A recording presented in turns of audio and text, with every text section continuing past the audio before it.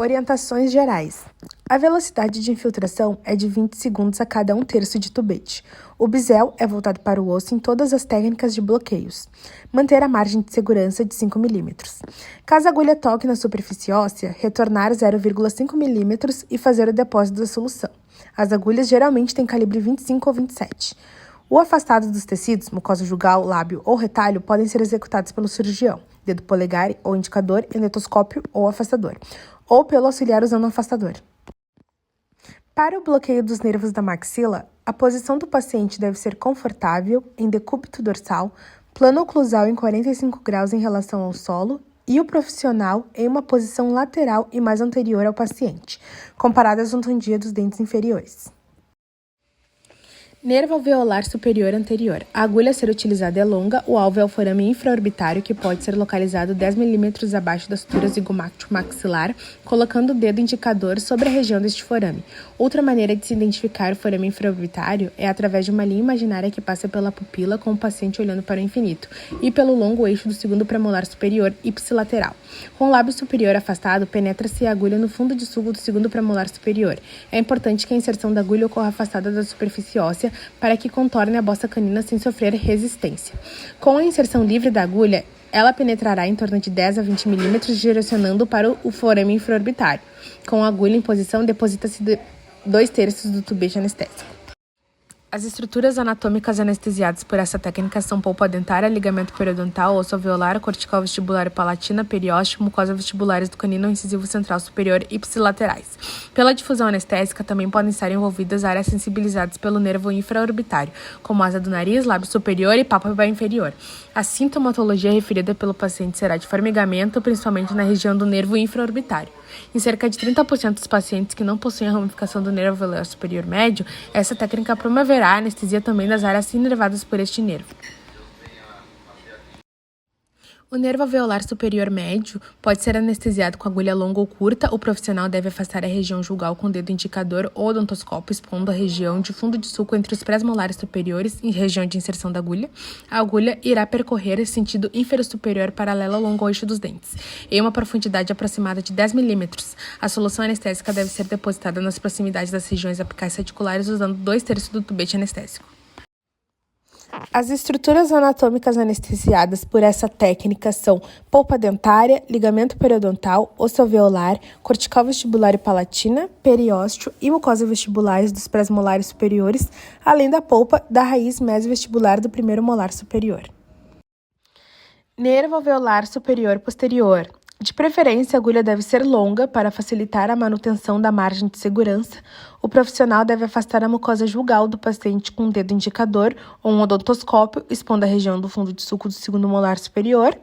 Com a seringa carpulha ancorada na comissura labial ipsilateral, a agulha é inserida com angulação de 45 graus, com um plano oclusal e, da mesma forma, com um longo eixo dos dentes.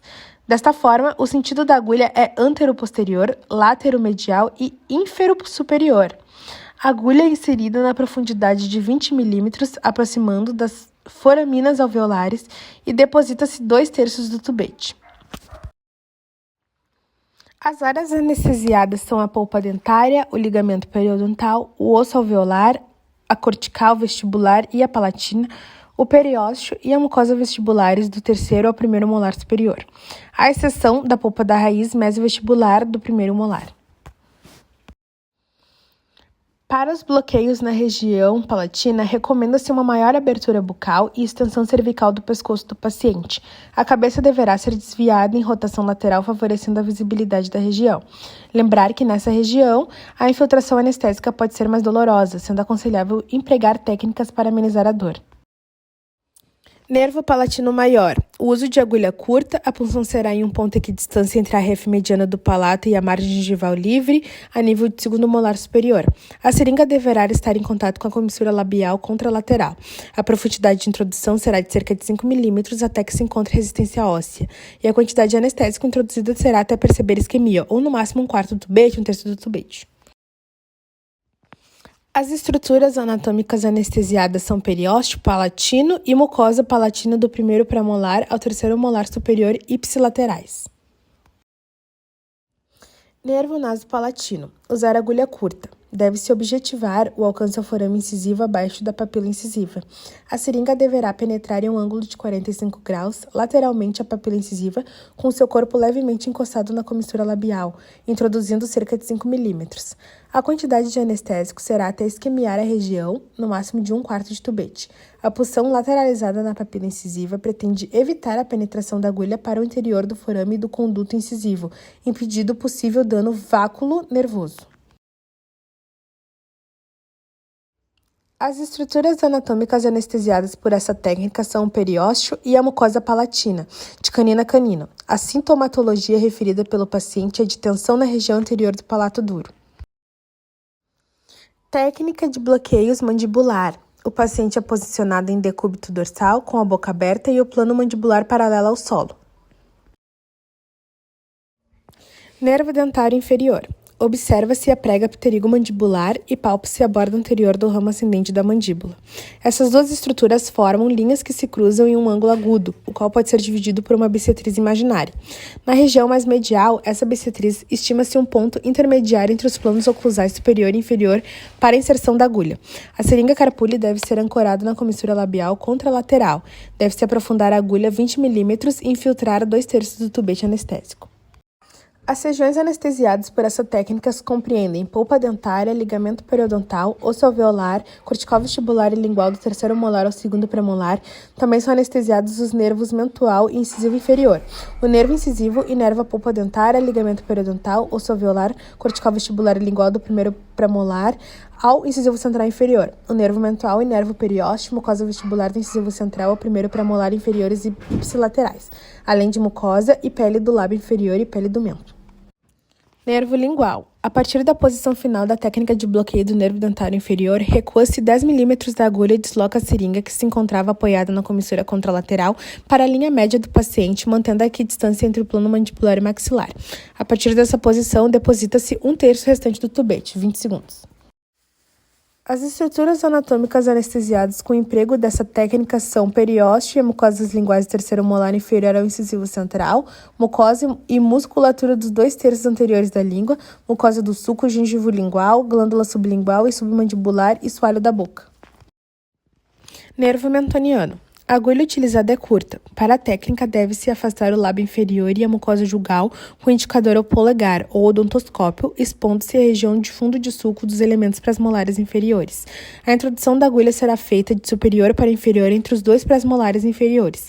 Após introduzir cerca de 5 a 6 mm da agulha, injeta-se 1/3 de tubete anestésico por 20 segundos. Não massagear a região. Lembrar de apoiar o corpo da mandíbula. Áreas anestesiadas. O nervo mentoniano inerva o periósteo, mucosa vestibular do incisivo central ao primeiro premolar inferiores e ipsilaterais, além de mucosa e pele do lábio inferior e pele do mento.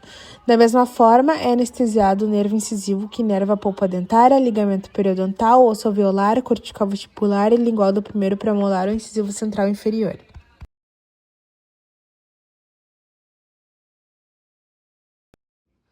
Nervo bucal. A agulha a ser utilizada é a curta, se isolado, ou longa, associada ao bloqueio do nervo dentário inferior. Na execução da anestesia do nervo bucal, palpa-se a linha oblíqua externa com o dedo indicador. A seringa carpule deverá estar apoiada no plano oclusal superior ou paralela ao plano oclusal inferior. A punção será realizada junto à linha oblíqua externa a nível do último molar, aprofundando cerca de 2 mm, introduzindo em média 1/8 do tubete anestésico. Áreas anestesiadas. Periósteo e mucosa vestibular do terceiro molar inferior ao segundo premolar inferior, músculo bucinador e porção inferior da mucosa jugal inferior e ipsilateral. Anestesia de fundo de sulco. Com a injeção supraperiosteal, direciona-se a ponta da agulha para a região apical do dente em questão, usada em caso que se deseje anestesiar apenas um elemento dentário. Esta técnica não é eficaz para os dentes posteriores mandibulares.